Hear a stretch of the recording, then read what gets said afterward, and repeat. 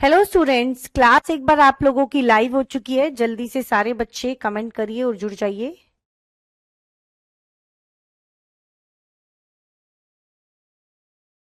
जल्दी से जुड़ जाइए भाई। एक बार मैं क्लास को देख लेती हूँ स्टार्ट हो गई है या नहीं।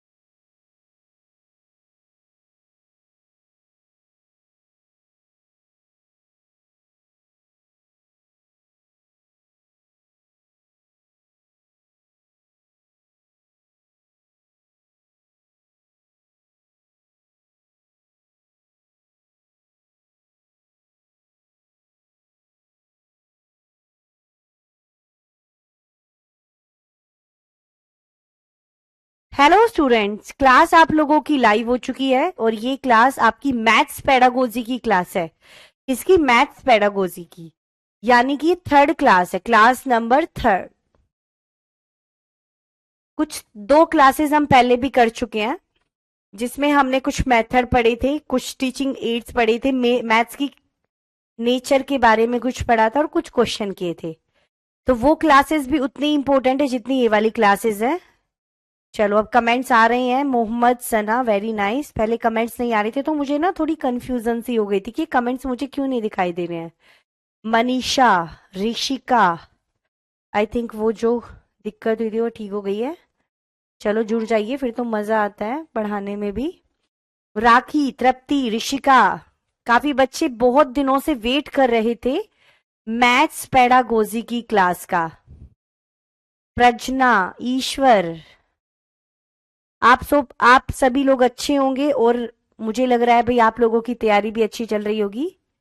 ठीक है, चलो ठीक है। बहुत अच्छा लगा आपसे ये जानकर कि आप लोग तैयारी कर रहे हो, क्योंकि तैयारी तो बेटा करनी ही है। तैयारी के बिना कुछ नहीं होने वाला।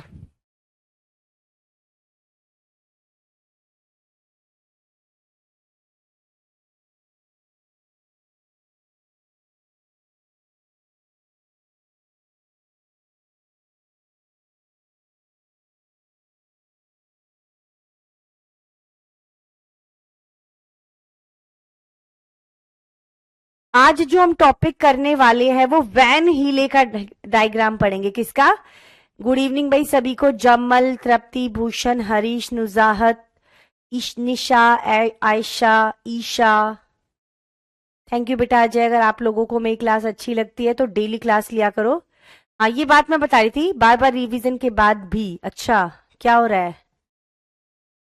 बेटा? बात आप लोगों को होती क्या है, आप लोगों को करना क्या है, देखो।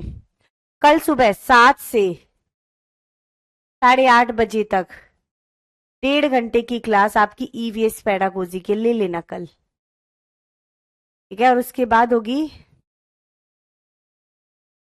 बेटा आपकी और 5-6 क्लासेस तो होंगी अभी का। इस हफ्ते आपकी मैथ्स पेडागोजी जम के चलने वाली है। ठीक है, जब भी आप लोगों की जल्दी क्लासेस हो पाएंगी, मैं जल्दी से इस वीक में आप लोगों का सिलेबस कंप्लीट करा दूंगी। चलो करते हैं। वैन हीले, वैन हीले ने जो डायग्राम दिया था वो ज्योमेट्री लर्निंग का दिया था। किसका?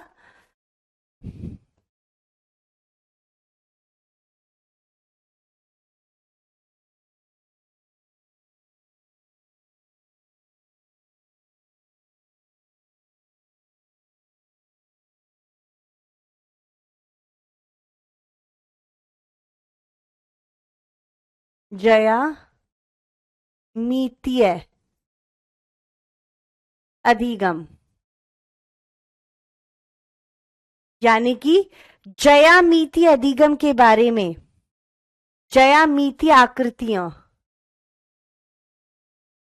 अधिगम या आकृति भी लिख सकते हैं, के बारे में बच्चा बच्चा ज्यामितीय आकृतियों को कैसे कैसे समझता है, सीखता है।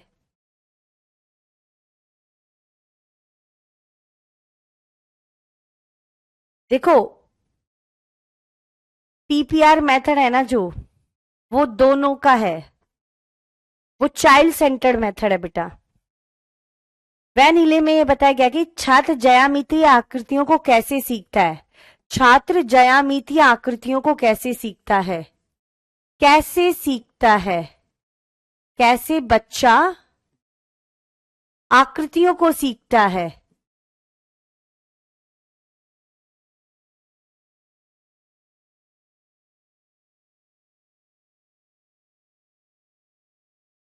ज्यामितीय आकृतियों को बच्चा कैसे सीखता है। तो इससे क्वेश्चन हर बार देख लेना, ये वाला जो टॉपिक है वैन हिले, वेरी इंपॉर्टेंट टॉपिक, बहुत इंपॉर्टेंट टॉपिक है ये आप लोगों के लिए, ठीक है। चलो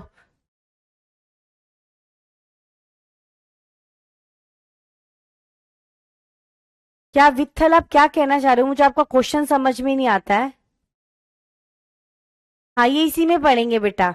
देखो होता क्या, इन्होंने ज्यामितीय आकृतियों की अंडरस्टैंडिंग, ये कहते हैं there are 5 level of thinking and understanding, there are 5 level, 5 levels हैं ऑफ अंडरस्टैंडिंग,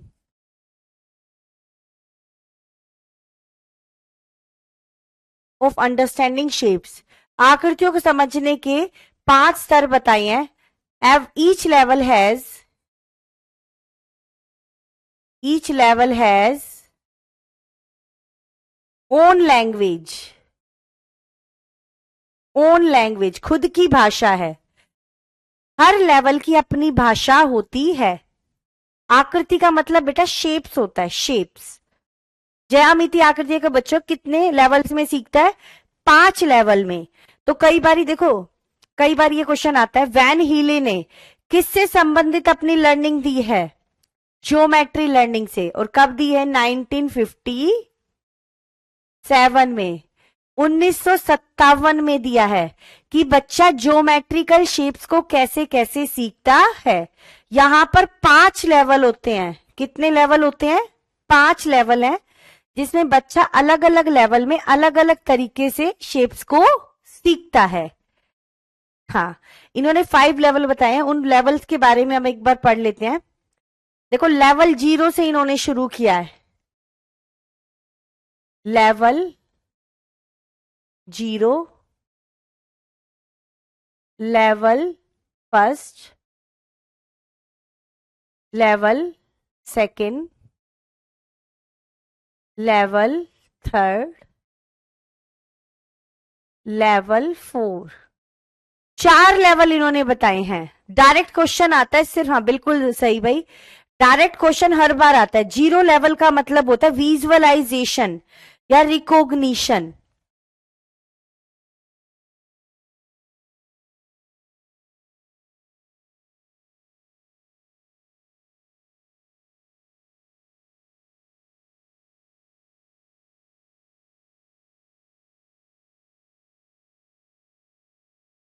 चक्षुषीकरण, ठीक है। एक बार नाम एज इट इज आपको नाम जरूर याद होने चाहिए। दूसरा है एनालाइज, विश्लेषण स्तर,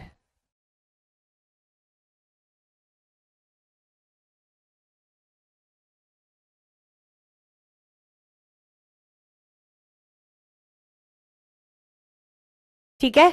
तीसरा होता है भाई इसमें इनफॉर्मल डिडक्शन, ठीक है, यानी कि इनफॉर्मल डिडक्शन, एब्स्ट्रैक्टाइजेशन भी बोल सकते हैं, रिलेशनशिप लेवल भी बोलते हैं।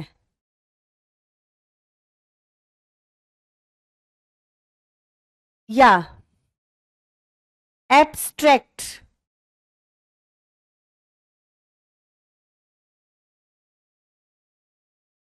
रिलेशनशिप, संबंध स्तर, अमूर्तीकरण,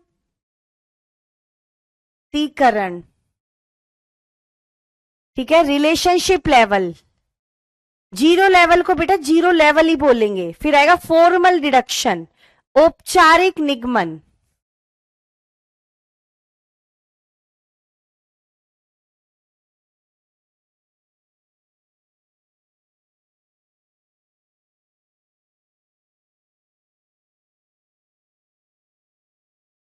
औपचारिक निगमन। लास्ट है जिसको बोला जाता है रिगर लेवल, रिगर,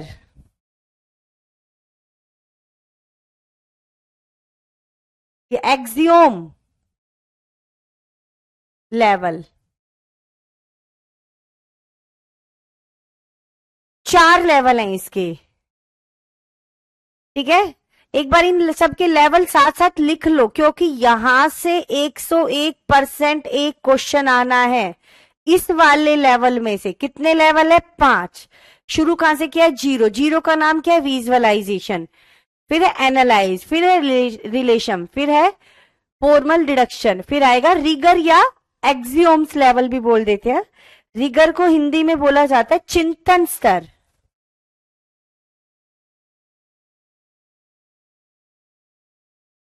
कई बार तो सीधा क्वेश्चन आता है, इनको क्रम में लगाकर बताओ, क्रम में बताना है, ठीक है।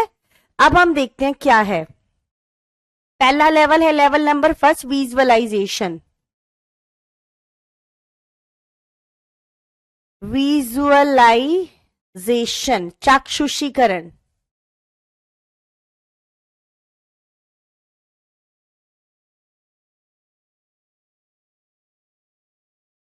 विजुअलाइजेशन ये सबसे लोअर लेवल होता है। हिंदी में नेम मीटर मैंने लिख दिया है। इसमें बच्चा शेप्स को डिस्क्राइब करता है on the basis of their, describe shapes on the basis of their appearance, ठीक है, on the basis of their appearance, दिखने के आधार पर बच्चा ज्यामितीय आकृतियों को जैसी वो दिखती है ना उसके आधार पर, जैसे बच्चे को दिखाई कोन, बच्चा इसे बोलेगा कोन नहीं बोलेगा, कैप बोलेगा, कैप, ठीक है। बच्चा अपने रियल एक्सपीरियंस से जोड़ता है, बच्चा रियल एक्सपीरियंस से जोड़ता है बच्चा, ठीक है। जैसे बच्चे को कैप दिखाई, कैप, कोन को बच्चा बोलेगा कैप, ठीक है। चलो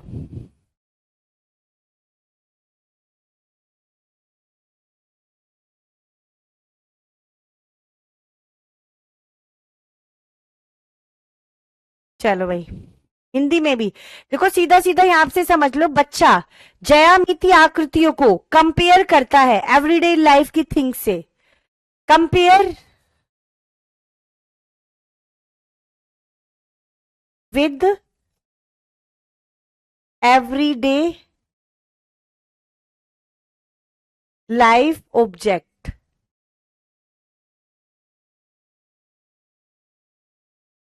ठीक है। अभी जीरो लेवल ही होगा, जीरो लेवल से शुरू किया बेटा इन्होंने।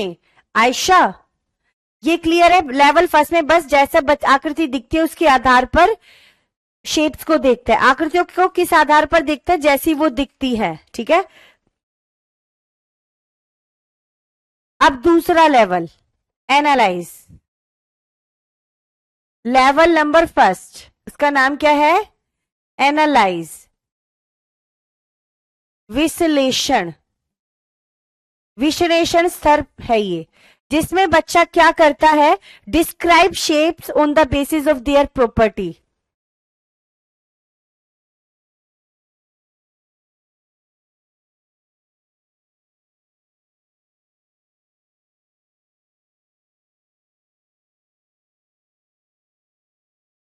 basis of their properties। अब बच्चा क्या करेगा, प्रॉपर्टीज दोबारा करेंगे बेटा, कोई नहीं, को समझने लगता है, ठीक है, बच्चा प्रॉपर्टीज को समझने लगता है और प्रॉपर्टीज के आधार पर आकृतियों को समझता है। जैसे कि भाई क्या है, प्रॉपर्टीज के आधार पर कई बार क्वेश्चन आता है, कौन से स्तर पर बच्चे को प्रॉपर्टीज समझ में आने लगती है, level number first, analytical level. अब बच्चे को क्या हुआ है, प्रॉपर्टी समझ में आने लगी है। जैसे ये क्या है भाई, एक स्क्वायर है, इसकी चारों साइड बराबर है, ये बच्चे को समझ में आ जाएगा, ठीक है।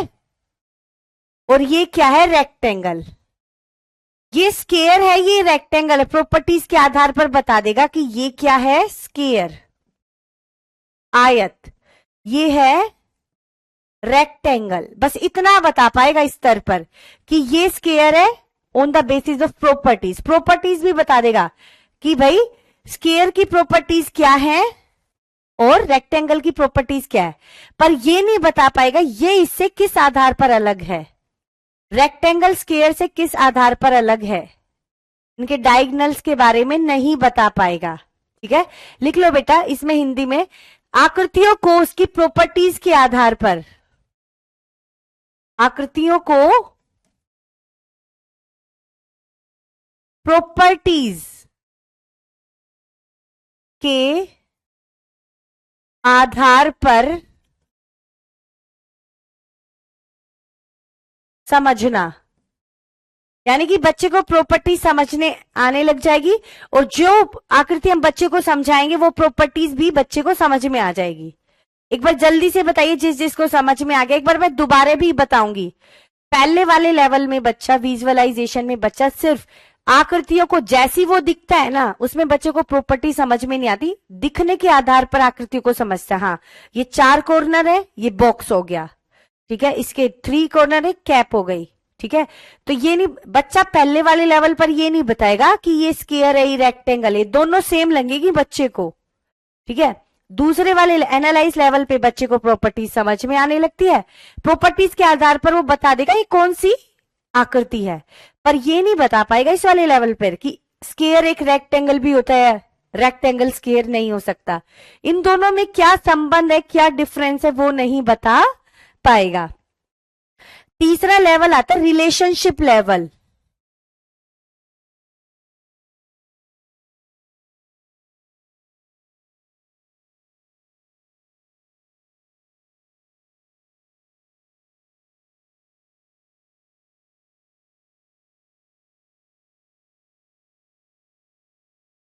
रिलेशनशिप लेवल, ठीक है, यानी कि संबंध,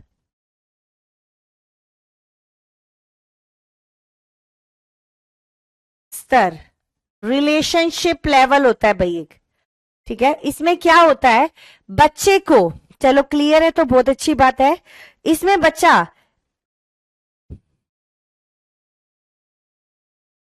क्या करेगा, recognise the importance of properties and their relationship, recognise their properties, recognize their properties and relationship among them।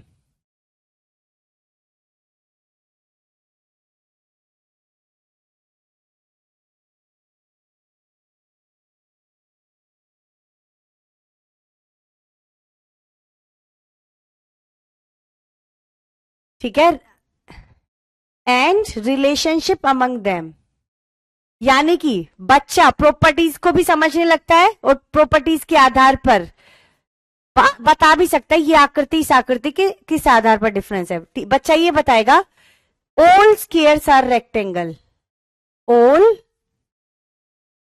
Squares are rectangle, सभी आयत क्या होते हैं, सभी वर्ग आयत होते हैं, पर सभी आयत वर्ग नहीं हो सकते। दोबारा करेंगे शीलू, पहले इसको समझ लो। यानी कि इस वाले बच्चे पर रिलेशनशिप बताने लगता है कि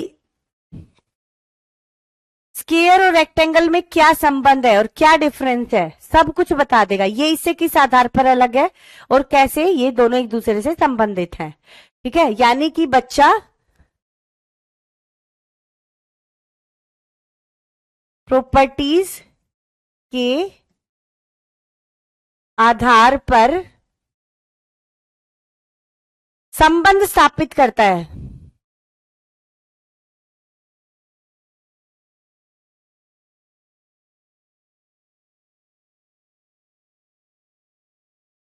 ठीक है, पेपर फर्स्ट में प्रॉपर्टीज बच्चे को समझ में आती है और रिकॉग्नाइज भी करता है। बस ये देखो इन दोनों में क्या डिफरेंस है। लेवल फर्स्ट और लेवल सेकंड से सबसे ज्यादा क्वेश्चन आता है, समझ लो। अगर बच्चा बता पा रहा है ये है एक स्क्वायर, इसकी चारों साइडें बराबर हैं और एंगल 90 डिग्री के बन रहे हैं, तो ये एक स्क्वायर बनता है। स्क्वायर है और स्क्वायर की प्रॉपर्टीज बता दी। ये रेक्टेंगल है और रेक्टेंगल की प्रॉपर्टीज बता दी, तो वो लेवल हो गया फर्स्ट, एनालाइज। अगर बच्चा इन दोनों के बीच में क्या संबंध है और क्या डिफरेंस है वो भी बता पा रहा है, तो क्या हो गया थर्ड लेवल पर। इन दोनों के बीच में क्या संबंध और किस आधार पर एक दूसरे से अलग है ये बता पा रहा है, तो रिलेशनशिप। दोनों में क्या संबंध है ये बता पा रहा है।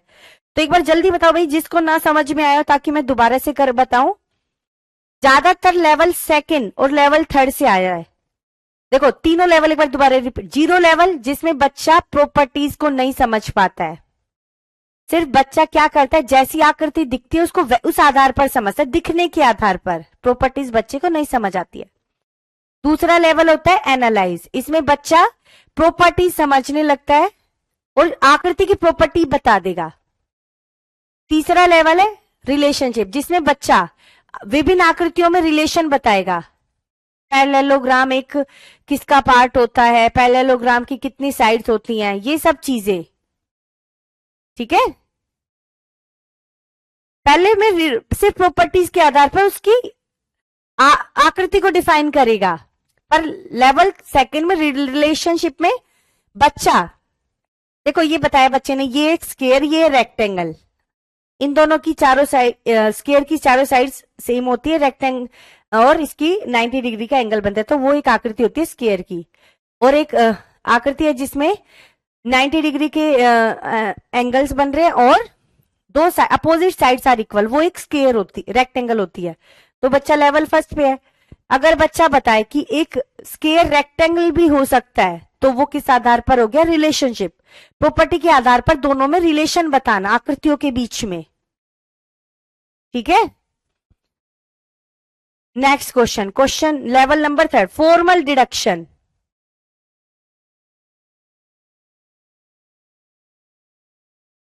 लेवल थर्ड,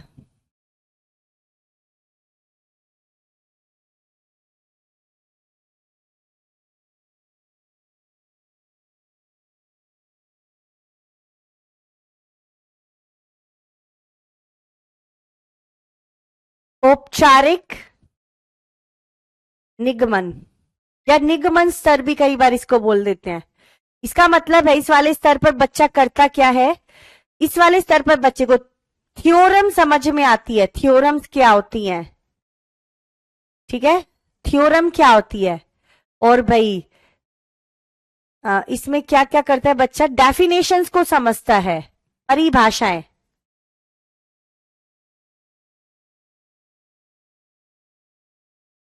परिभाषाएं बच्चे को समझ में आने लगती है। अगर बच्चा थ्योरम्स को समझ पा रहा है और बच्चे को परिभाषाएं समझ में आने लगती हैं और बच्चा प्रूव करने लगता है, फॉर्मूला कैसे बनता है, प्रूव करते हैं ना, हैंस प्रूव, फॉर्मूला कैसे बना ये बता पा रहा है।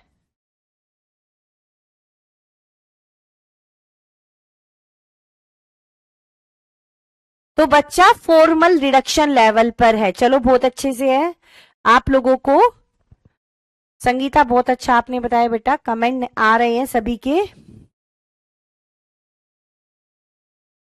अगर प्रॉपर्टीज रिकॉग्नाइज कर रहा है सिर्फ, तो संगीता लेवल फर्स्ट आएगा।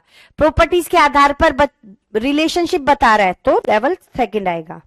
ठीक है, अगर बच्चा थ्योरम, डेफिनेशन प्रूव कर रहा है, फॉर्मूला समझा पा रहा है किस तरीके से बना है, तो वो लेवल थर्ड पे है। अब लेवल फोर्थ की बात करते हैं, रिगर।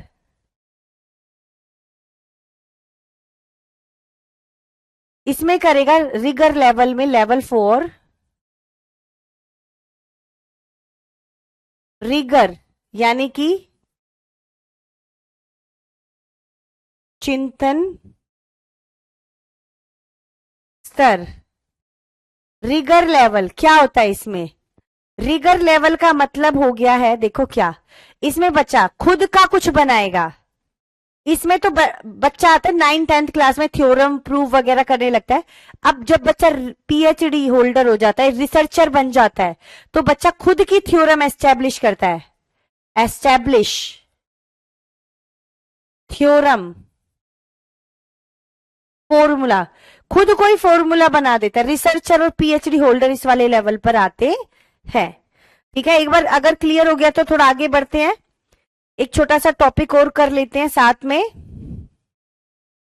ये सभी को देखो क्या है, दोबारा देख लेते हैं। जीरो लेवल, इस वाले लेवल पर आकृति को किस आधार पर, दिखने के आधार पर बताता है। एनालाइज लेवल पर बच्चा प्रॉपर्टी समझने लगता है, इसमें प्रॉपर्टीज के आधार पर डिफरेंशिएट करने लगता है। इसमें फॉर्मल रिडक्शन में डेफिनेशन थ्योरम समझने लगता है, और इसमें खुद की थ्योरम्स बनाता है। हायर लेवल हो जाता है। अब एक और टॉपिक जो ज्यादातर मैथ में पूछा जाता है, वो है भाई यहां पर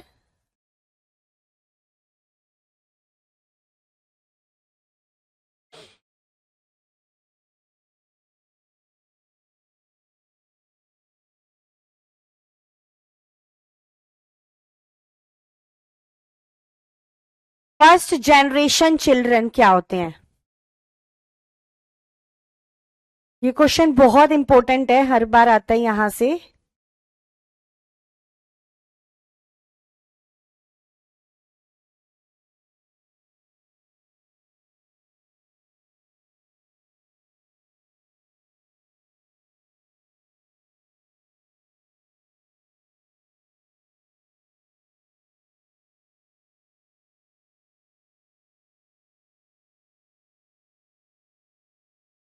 होमवर्क क्या होता है भाई? बच्चों को होमवर्क क्यों दिया जाता है? कई बार आता है homework. Homework is extension of learning because child x tends his her learning by homework. बच्चों को होमवर्क इसलिए दिया जाता है जो स्कूल में बच्चे को सेल्फ स्टडी की आदत पड़े और अपने अधिगम का विस्तार बच्चा घर पे जाकर खुद कर सके। बालक अपने अधिगम की खोज लेता है। Child get opportunity of self learning. Homework जो बच्चों को दिया जाता है वो सेल्फ लर्निंग के लिए दिया जाता है, ताकि बच्चा खुद से पढ़ेगा तो सेल्फ लर्निंग की आदत पड़ेगी। Children learn how to explore the learning. बच्चा जब खुद से लर्निंग करेगा तो उसको क्या होगा? टॉपिक भी ऋषि का भी हम करने वाले टॉपिक भी। तो क्या होगा, बच्चा लर्निंग की अपॉर्चुनिटी बच्चे को मिलेगी तो बच्चा खुद खोजना सीख जाएगा। बच्चा जब खुद से पढ़ता है ना, सेल्फ लर्निंग के द्वारा एसिमुलेट किया जाता है। May develop habit of self study. Homework के द्वारा बच्चों में सेल्फ स्टडी की आदत होती है। गृह कार्य देते समय क्या बात ध्यान रखनी है? तो ज्यादा होमवर्क नहीं देना कि बहुत ज्यादा दे दिया बच्चा लगा ही रहा। रटने वाला होमवर्क नहीं देना है बच्चों को, कुछ क्रिएटिव होमवर्क देना है बच्चों को। ठीक है, और बच्चे की एबिलिटी के अनुसार ही बच्चे को होमवर्क देना है। ठीक है, और एक और इंपॉर्टेंट बात, प्रॉफिट क्या है? बालक को अधिगम विस्तारण का मौका मिलता है, एक्सटेंशन ऑफ देयर लर्निंग। जब बच्चा घर पे जाकर पढ़ता है वो अपनी लर्निंग को एक्सटेंड करना सीख जाता है। Child get opportunity for independent and self study, वही सेम बात है। बच्चा ये सीखता है किस तरीके से हम अपनी लर्निंग को आगे बढ़ा सकते हैं। और प्रैक्टिस, कई बार ये वाला क्वेश्चन बहुत बार आता है, बच्चों को गणित का होमवर्क क्यों दिया जाता है?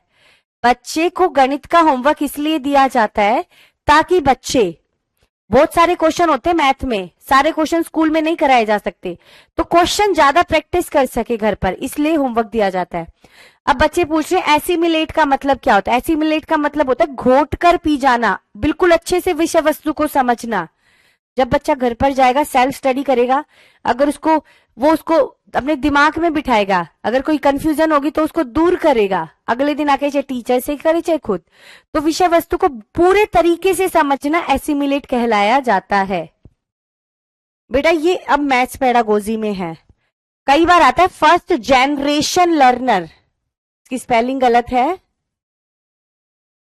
फर्स्ट जनरेशन लर्नर, प्रथम पीढ़ी के बालक कौन से होते हैं?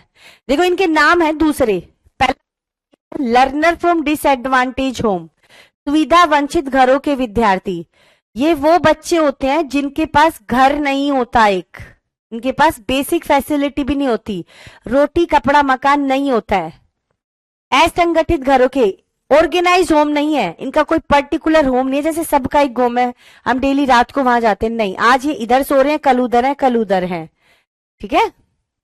लर्नर फ्रॉम मार्जिनलाइज्ड होम, क्या हुआ बेटा अनुराधा, व्हाट हैपन? चलो देख लेते हैं।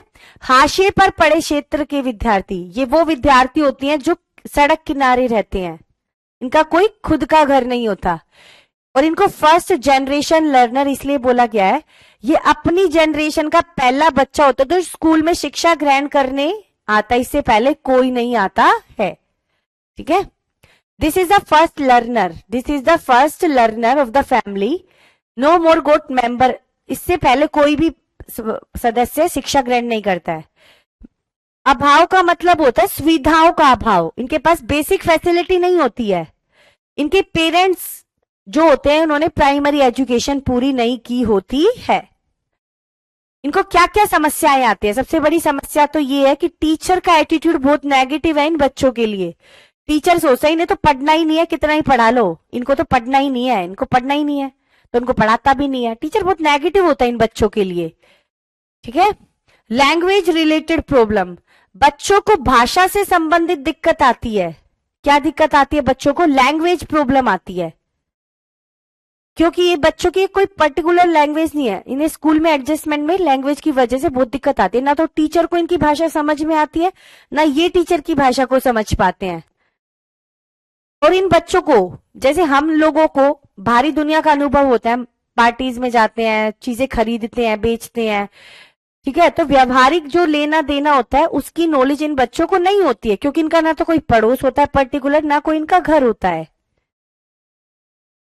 इनकी ना इकोनॉमिक कंडीशन बहुत वीक होती है, इनके पास इनकी सबसे बहुत बेकार होती है इकोनॉमिक कंडीशन, पैसों की बहुत कमी होती है, इनको इंडिपेंडेंट स्टडी में बहुत दिक्कत आती है, यानी कि सेल्फ स्टडी में, इनके माँ बाप पढ़े लिखे नहीं होते, घर पर जाकर इनसे पढ़वाते ही नहीं है, या तो ज्यादातर भीख मांगते हैं सड़क किनारे, तो पढ़ते नहीं है, और ना इनके पेरेंट्स इनको पढ़ने पर एफर्ट डालते हैं, तो इंडिपेंडेंट स्टडी में इन बच्चों को बहुत दिक्कत आती है, और ना इन्हें भारी दुनिया का अनुभव होता है, ठीक है।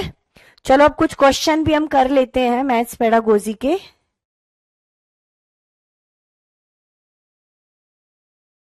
जल्दी जल्दी करेंगे कुछ क्वेश्चन। प्रजना बेटा क्वेश्चन नहीं समझ में आ रहा है? ये क्वेश्चन बेटा अजय इसमें भी आता है, मैथ्स पेडागोजी में भी आता है question. A child is not able to differentiate square from rectangle and assign both of them to the same category. एक बच्चा क्या है, एक बच्चा वर्ग और आयत में अंतर नहीं कर पा रहा है, वह दोनों को एक ही श्रेणी में निर्धारित करता है, ये नहीं पता पा रहा है ये रेक्टेंगल है ये स्क्वायर है, और एक जैसी कैटेगरी में कर देता है, ठीक है, तो वो कौन से स्तर पर है वैन हीले के अनुसार? जल्दी बताओ। देखो लेवल फर्स्ट 0 था, ये फर्स्ट था, ये थर्ड था, ये फोर्थ था, ये सेकंड का नाम इन्होंने नहीं दिया। जल्दी से एक बार सारे बच्चे आंसर दीजिएगा भाई।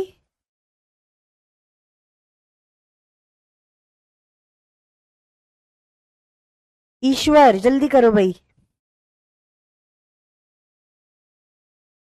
बेटा थोड़ा सा और करो ऋषभ, थोड़ा सा और प्रैक्टिस की जरूरत है आप लोगों को।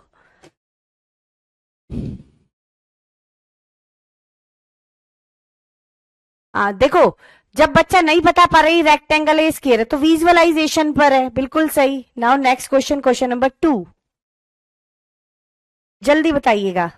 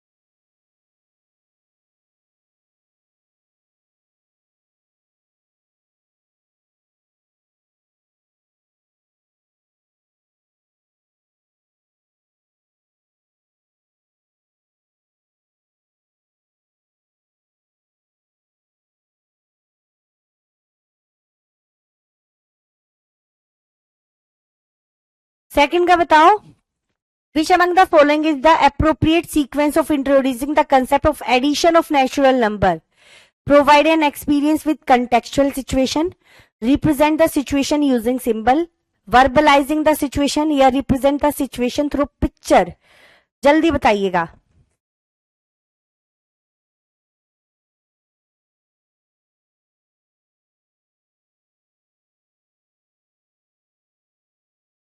क्या होगा इसका answer?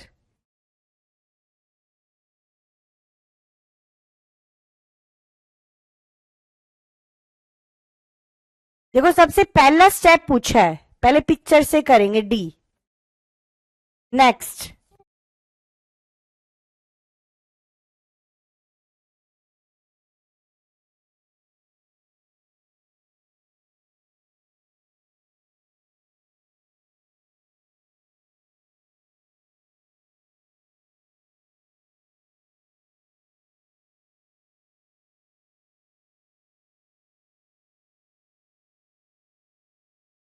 according to National Curriculum Framework 2005, which of the following premises reflect the vision of excellent mathematics education? राष्ट्रीय पाठ्यचर्या की रूपरेखा के अनुसार कौन सा आधार उत्कृष्ट गणितीय शिक्षा के दृष्टिकोण को प्रदर्शित करता है? A high quality mathematics education is one of which student fail. Mathematics education should provide varied career option to the student. All student can learn mathematics and all student need to learn mathematics. बताओ मेरे को तो देखो पढ़ते ही समझ में आ गया. Question number 3. Very good, good answer. देखो इसमें सिर्फ कैरियर अपॉर्चुनिटी के लिए नहीं पढ़ाते हैं मैथ, ये गलत हो गया इस वजह से. तो सभी बच्चों को मैथ पढ़ना है और सभी बच्चों को गणित पढ़ने की जरूरत भी है क्योंकि बहुत काम आती है. Question number 4. A teacher told her student to maintain a daily mathematics journal to note down the situation wherein they use mathematics in their daily life. एक शिक्षिका ने अपने छात्रों को गणित की पत्रिका बनाने के लिए कहा और उसमें उन्हें उनके द्वारा दैनिक जीवन में प्रयुक्त की गई गणित की स्थितियों को लिखने के लिए कहा गया. उसका उद्देश्य क्या है? नेक्स्ट बताओ. Question number 4.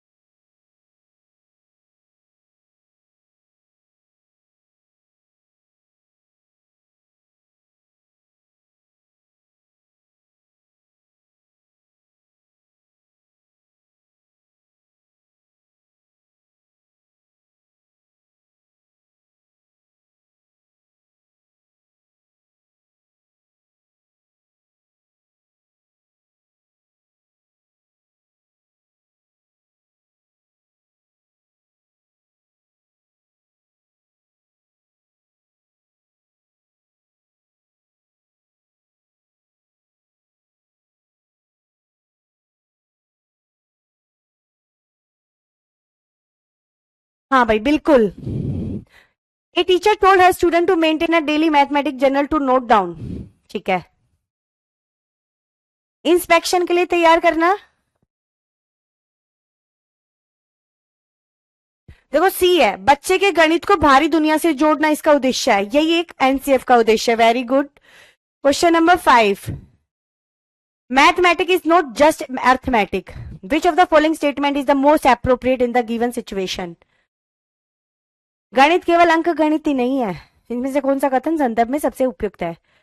Only pattern of geometrical shape should be taught at primary level. Only वाले आंसर कभी नहीं आएंगे. हाँ, algebra is exclusive of arithmetic. बीज गणित में अंक गणित अंतर्निहित नहीं है.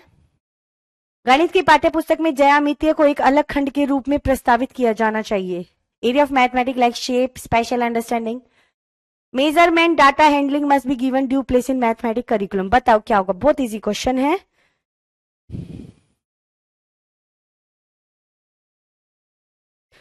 देखो पढ़ते ही समझ में आ रहा है, वेरी गुड आस्था। आंसर दो भाई, नेक्स्ट क्वेश्चन का भी आंसर देते रहना है।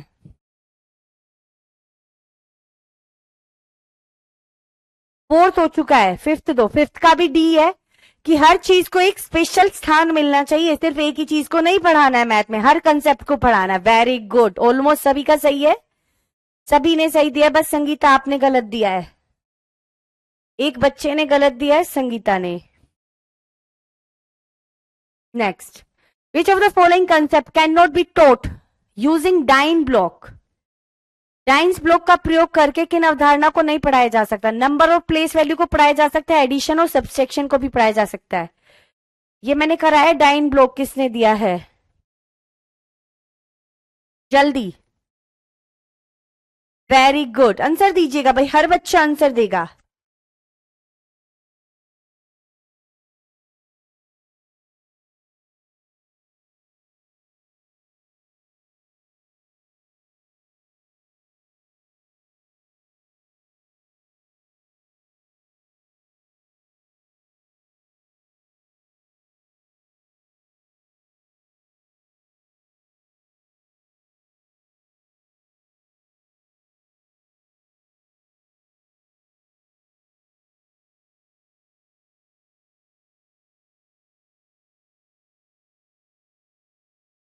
हाँ, प्रोबेबिलिटी एक बड़ा कंसेप्ट हो गया, इसको हायर लेवल पे पढ़ाया जाता है, डीन्स ब्लॉक का प्रयोग हम उसमें नहीं कर सकते हैं।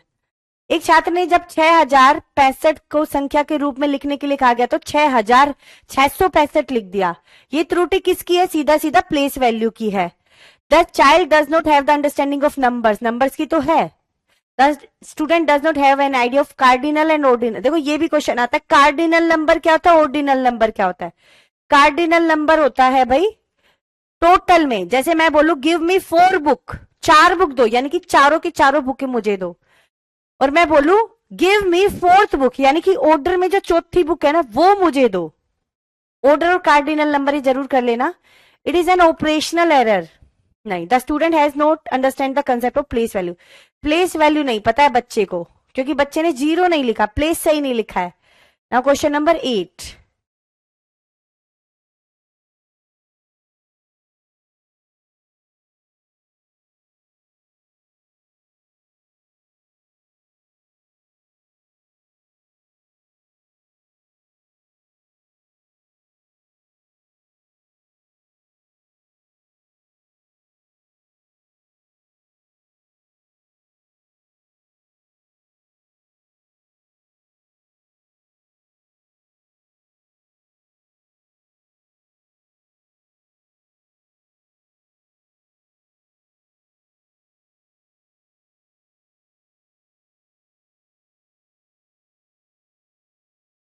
डी आ रहा है, योग की एक समस्या है को हल करते हुए एक विद्यार्थी ने जोर से कहा यदि 40 हो तो उत्तर ये होगा, ये होगा, ये होगा। विद्यार्थी द्वारा निम्नलिखित कथनों में से कौन सा कथन सही है? Oral computational strategy must be discourage, कभी भी डिस्करेज नहीं करना है। The work of a teacher is increase, teacher का भार बढ़ रहा है, ऐसा आंसर भी नहीं होगा। इस तरह की कलन विधि विद्यार्थी के अवधारणात्मक ज्ञान की सूचक नहीं है। नहीं, क्यों नहीं है भाई? बच्चे ने बताया, कुछ ना कुछ तो समझा ही होगा, कुछ ना कुछ, चाहे गलत हो चाहे सही हो, बच्चे ने कुछ तो समझा ही है। Use of informal strategy in mathematics help teacher to know the process of child understanding. अगर बच्चे ने बताया तो इससे टीचर को पता चला कि बच्चे ने किस तरीके से कंसेप्ट को समझा है, तो answer is D. Next question, question number 8 9। Few students are confused with word quotient and remainder. Which among the following is an appropriate strategy to address the confusion of the student? हाँ, कौन सी strategy के अनुसार बच्चों में confusion को, यानी कि छात्रों में इस प्रकार की उलझन को दूर करने के लिए निम्न में से कौन सी नीति उपयुक्त है? Demonstration of many division problem on black board. Demonstration करते रहो भाई, समझाओ, समझाने पर बल देना है। Provide worksheet to student and ask them to practice. बच्चे देखो प्रैक्टिस पहले तो समझ ले, जब भी तो प्रैक्टिस करेंगे, समझा ही नहीं तो प्रैक्टिस कितना ही करवा लो, ठीक है। मूर्त पदार्थों का प्रयोग किया जाए और छात्रों को कहा जाए कि वे इनसे विभिन्न प्रकार के समूह बनाए, समूहों की संख्या और समूह के बाहर की वस्तुओं का निरीक्षण करें। तो बच्चे इस समय एक्टिव है, करेंगे तो करके सीख जाएंगे। पहले बच्चे को समझाओ कंसेप्ट, सी आएगा। डेफिनेशन वाले बेटा आंसर कभी नहीं होते कि पहले डेफिनेशन समझा दो, डेफिनेशन वाले तो कभी भी नहीं होंगे। कई बच्चों ने सही दिया तो कईयों ने गलत भी दिया। निम्न में से क्या योगात्मक मूल्यांकन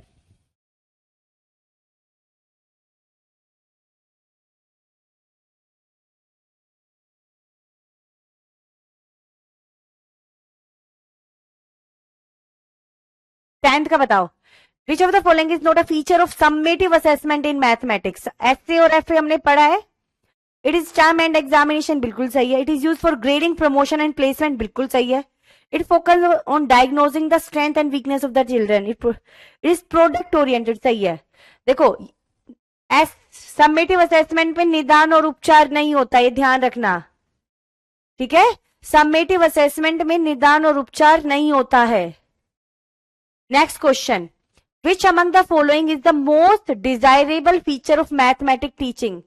मैथमेटिक टीचिंग का सबसे सर्वाधिक वांछनीय गुण क्या है। कक्षा में कलन विधि को प्रदर्शित करें और छात्र को इसे स्मरण करने के लिए, स्मरण करने वाले आंसर कभी नहीं होंगे। Create and post challenge and meaningful problem for the student. Create करो और पोज करो, मतलब कहां पर टीचर को बताना और कहां पर रुकना है, ताकि बच्चे भी आगे पार्टिसिपेट करें। तीसरा देख लेते हैं, छात्र को निर्देश दे कि वे प्रश्न को हल पाठ्य पुस्तक में हल किए गए प्रतिमान प्रश्न जैसा करे। जैसे एग्जाम्पल क्वेश्चन में सोल्व, वैसे ही एक्सरसाइज को सोल्व करो, नहीं रटना नहीं है question. Ask the student to solve the problem on black board. Answer is B. ऐसी सिचुएशंस बच्चे के लिए लाओ ताकि बच्चे उन चीजों को करे। क्वेश्चन नंबर 12 जल्दी बताइएगा।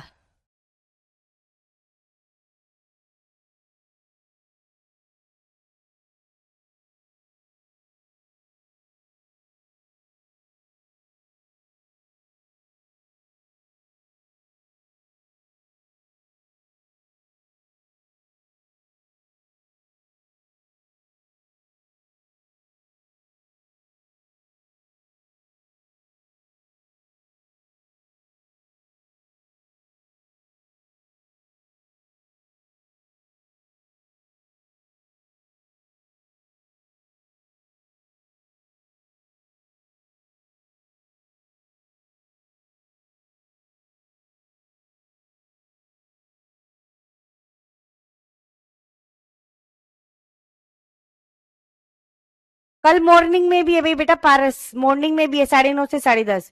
While introducing the concept of multiplication, Mrs Neetu, a class second teacher, start with word problem such as there are 4 member in a family and if each member require 3 rotis for lunch, how many rotis are required. 4 member है, चारों 3-3 खा रहे, तो कितनी रोटियों की जरूरत है। What is the objective of using this type of word problem to introduce the concept. यानी कि अवधारणा के परिचय के लिए इस प्रकार की शाब्दिक समस्याओं का उद्देश्य क्या है।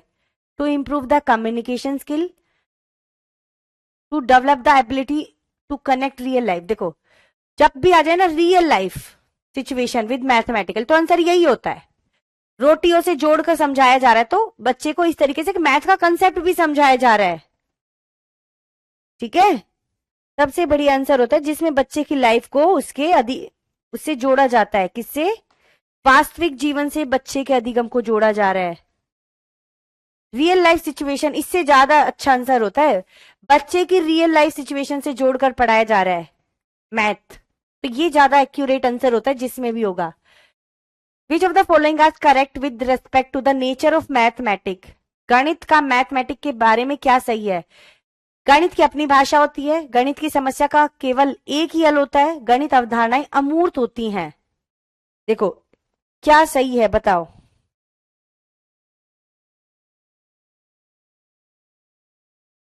देखो गणित की अवधारणाएं अमूर्त होती है, सही है, उसकी खुद की भाषा होती है, पर हमेशा एक ही सॉल्यूशन निकले जरूरी नहीं है, कई सॉल्यूशन भी हो सकते हैं।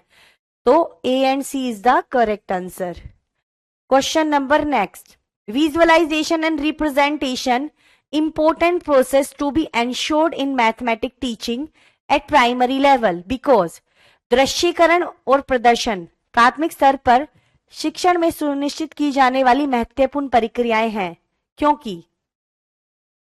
They have implication for teaching algebra and geometry in higher mathematics. There are the only skill to be taught at primary level.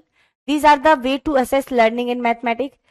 They make the teacher work easy. बताओ क्या होगा इसका आंसर? सबसे बढ़िया आंसर देना है. कर लेंगे बेटा रुकमणी, वो भी कर लेंगे जब उसकी क्लास आएगी. अब ये थोड़ी ना एक क्लास में हम सारा ही कर लेंगे. एक क्लास में सारी चीजें नहीं हो सकती है. आज हमने क्या क्या पढ़ा है? सबसे इंपॉर्टेंट पढ़ा है वैन हीले, जहां से क्वेश्चन आता है. और उसके बाद हमने पढ़ा है होमवर्क, और फिर हमने पढ़ा है फर्स्ट जनरेशन लर्नर, और फिर कुछ क्वेश्चन. तो ये टॉपिक आप लोगों को बहुत अच्छे से नोट्स बनाने हैं, लिखना है और प्रैक्टिस करना है. जितनी चीजें क्लास में हो रही है ना, अगर वो अच्छे से कर ली 2 से 3 बार रिवाइज के साथ,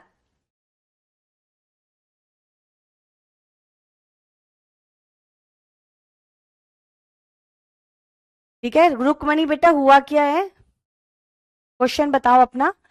देखो, इनको प्राथमिक स्तर पर इसलिए पढ़ाया जाता है क्योंकि उनका उच्च गणित बीज गणित में ज्यामिति को पढ़ाने के लिए निहित आते सम्मिलित होते हैं. इनको पढ़ाने के बाद हम वो कंसेप्ट इजीली पढ़ा पाएंगे आगे वाले. विच of the following is an important indicator of creative thinking in mathematics? गणित में सृजनात्मक चिंतन का एक मुख्य सूचक है मानकीकृत तरीके से समस्या समाधान, प्रश्न को प्रस्तुत करना, अशुद्ध मुक्त परिकल्पना, error free calculation, recall of correct formula. देखो, रिकॉल करना, बताओ क्या होगा इसका? देखो, मुझे तो पढ़ते ही समझ में आ गया है बेटा. बिल्कुल खत्म हो जाएगा आप लोगों का सिलेबस में, बहुत जल्दी खत्म करा दूंगी, ध्यान रखो. देखो, स्टैंडर्ड मानकीकृत तरीके से समस्या समाधान करना, यानी कि एक आपके पास स्टैंडर्ड है, इस तरीके से प्रॉब्लम को सोल्व करना है, बस आपको अपना तरीका नहीं लगाना. तो ये तो क्रिएटिव होगा नहीं, बस आपको रटे रटाई तरीके में करना है, ठीक है. रिकॉल वाले आंसर कभी होते नहीं है. अशुद्ध मुक्त परिकल्पना में अगर बच्चे ने कोई मिस्टेक ही नहीं करी तो जरूरी नहीं है वो क्रिएटिव है. प्रॉब्लम पॉजिंग, देखो ये अच्छा है. प्रश्न को प्रस्तुत कितने अच्छे, कोई क्वेश्चन है मैं आप लोगों के सामने कितने अच्छे तरीके से इंट्रोड्यूस करूं, ये क्रिएटिविटी हो जाएगी. This is known as creativity. At what level of an Healy special geometric and understanding a child is likely to accept that square is also a rectangle? कौन से स्तर पर बताएगा? ये बात मैंने आप लोगों को लिखवाई भी है. अच्छा मधुमिति, क्या हुआ बेटा?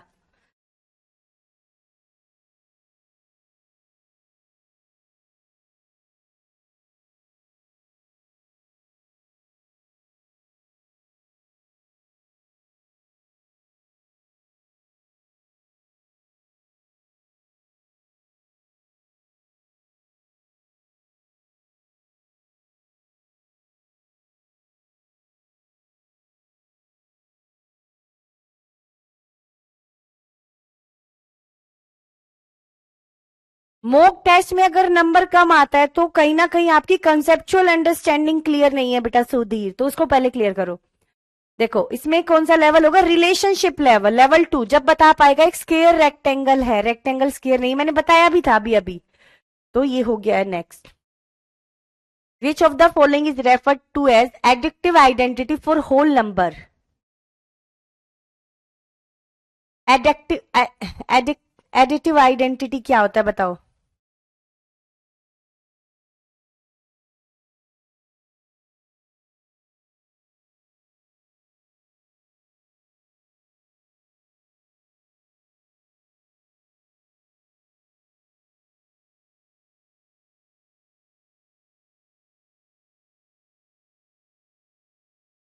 देखो, एडिटिव आइडेंटिटी का मतलब क्या होता है? किसी भी नंबर में कोई भी चीज जोड़े जिससे वो ये नंबर खुद आए. जैसे 4 में 0 जोड़ा तो 4 ही आया, 0 जोड़ने पर वही नंबर सेम आ जाए तो एडिटिव आइडेंटिटी क्या हो गई? 0. तो 0 क्या हो जाती है भाई? Additive identity. तो 0 को बोला जाता है एडिटिव आइडेंटिटी. किसी नंबर में 0 जोड़ेंगे तो वो नंबर खुद वही आ जाएगा, ठीक है. तो 0 is the additive identity. Which of the following statement is correct? Mathematics can be created by primary school student by observing and identify relation. गणित का अधिगम एक सामाजिक प्रक्रिया, संवाद और वार्ता सम्मिलित है। ठीक है, गणित के अधिगम में तर्क वितर्क की महत्वपूर्ण भूमिका है। Culture has no role in creating mathematical understanding in classroom. जल्दी बताओ क्या होगा इसका आंसर। करेक्ट है, करेक्ट बताना है।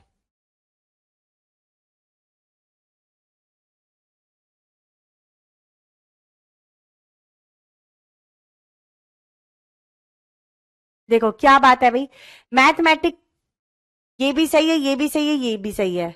गणितीय समझ के सृजन में संस्कृति का कोई भूमिका है? भाई संस्कृति की भूमिका हमारे सीखने पर होती है, तो आंसर इज सी। समाज आ गया, सोसाइटी का होता है, तो सोसाइटी में तो संस्कृति भी होती है, तो एक ही बात हो गई। ठीक है, नेक्स्ट क्वेश्चन नंबर 19, जल्दी जल्दी बताइएगा।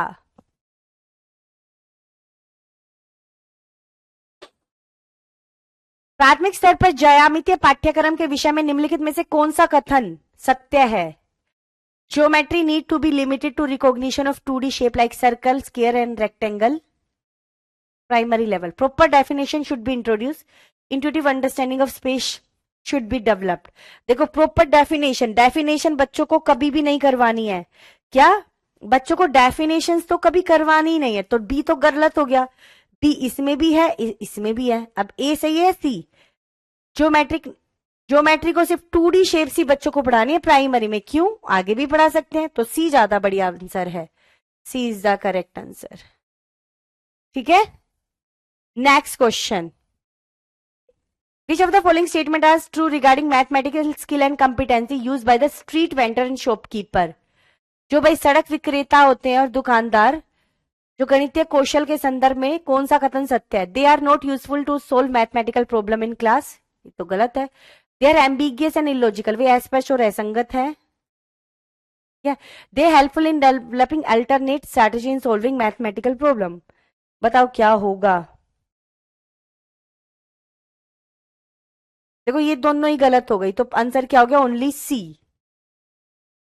वे गणित के प्रश्नों को हल करने के वैकल्पिक तर्क को विकसित करने में सहायता करती हैं। नेक्स्ट क्वेश्चन जल्दी बताइएगा भाई। Question number 21, which of the following is activity is least likely to develop spatial reasoning among student? यानी कि त्रिविमीय विवेचना के संबंध को विकसित करने का न्यूनतम सबसे कम इफेक्टिव स्ट्रैटेजी बतानी है। Drawing picture, pictograph to represent data, working on 10-gram puzzle, identify the nets of different solid shape, identify the axis of symmetry of given shape। जल्दी बताओ।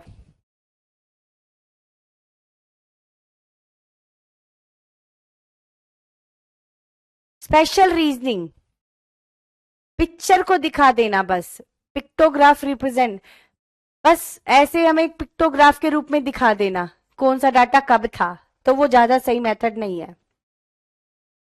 3x5 का परिचय देने के लिए निम्नलिखित में से कौन सी विधि अति उत्तम है? Building rectangular array of 3x5 using certain object, वस्तु, कुछ वस्तुओं से 3x5 के आयताकार व्यू की रचना का निर्माण करना, उत्तर को पाने के लिए 3 और 5 के पहाड़ों का कविता पाठ करना, finding out the answer with the help of a calculator, calculator वाला आंसर कभी नहीं होगा। Providing practice in skipping counting. बताओ स्किपिंग काउंटिंग जब बच्चा करेगा,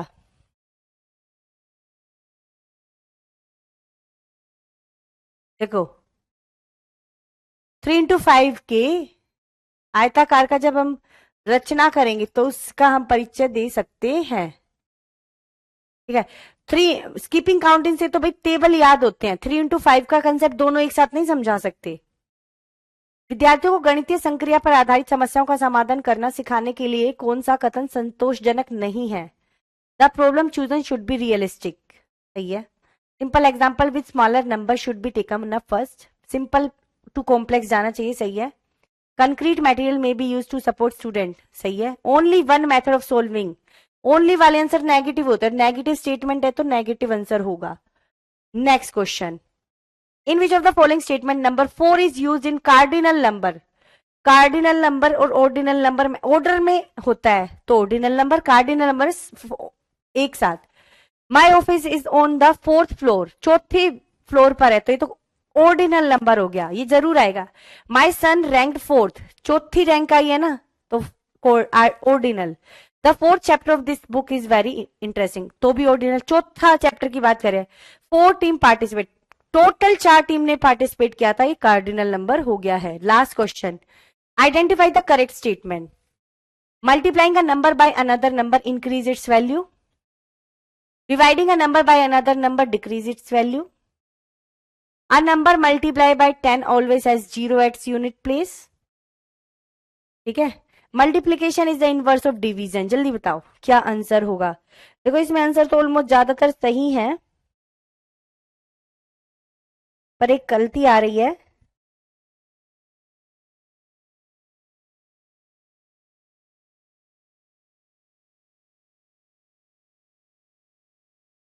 जल्दी बताओ।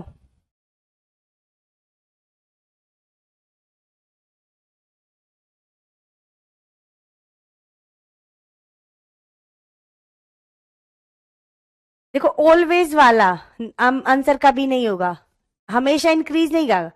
2 को मल्टीप्लाई कर दो -2 से, तो -4 आ गया ना, डिक्रीज कर दी वैल्यू, तो ये भी गलत हो गया। ओनली वाले ऑलवेज वाले आंसर गलत हो गए।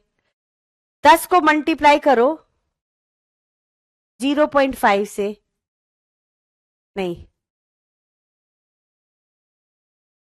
किसी भी नंबर को हम, जैसे 2.75 है, इसको 10 से मल्टीप्लाई करेंगे तो 27.5 आ गया ना, तो ये स्टेटमेंट भी गलत हो गई। तो multiplication is the inverse of division, ये बात एकदम सही है। अब हम ये क्वेश्चन कर चुके हैं, कल मॉर्निंग में मिलेंगे सुबह 7 बजे और 9:30 बजे। Bye, take care, all the best and good.